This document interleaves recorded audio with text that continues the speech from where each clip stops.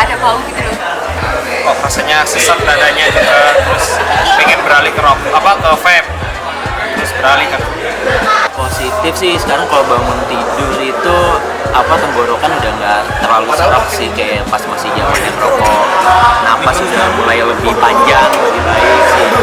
Bangun tidur badan nggak terasa pegel, terus nggak dahak juga nggak terlalu ini banyak. Nggak setuju, soalnya yang mau dilarang itu sebenarnya apa sih? Enggak, itu salah. Enggak sih, enggak setuju. Soalnya kalau vape itu mengurangi banget. Sangat nggak setuju sih, lebih baik dikaji ulang aja karena kan pemerintah sendiri kan sampai sekarang belum ada pengkajian tentang vape. Nggak setuju sih.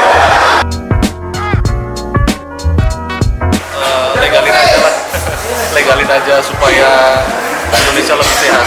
Ya pertama vape itu kan bukan narkoba, terus lebih sedikit bahan kimianya daripada si rokok. Jadi menurutku lebih sehat nge-vape daripada rokok. Tolong buat bapak ibu pemerintah yang kerja di pemerintahan, lihat positif lah vape. Soalnya itu jarang orang yang tahu vape itu gimana. Tapi sebenarnya itu baik kok. Dokter aja ada yang vape, dokter Wonosobo sini sekitar Wonosobo. Penting di vape ini diteliti dulu lah sama pemerintah lah, sama pihak-pihak terkait lah.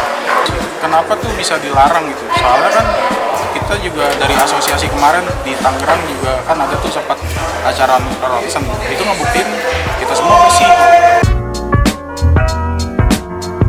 Nama saya Kapten Budi, asal dari Wonosobo.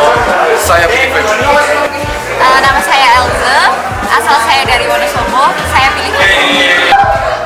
Nama saya Muhammad Farid Al-Rosid, alamat saya Wonosobo. Saya pilih vape. Nama Arul, asal Tangerang.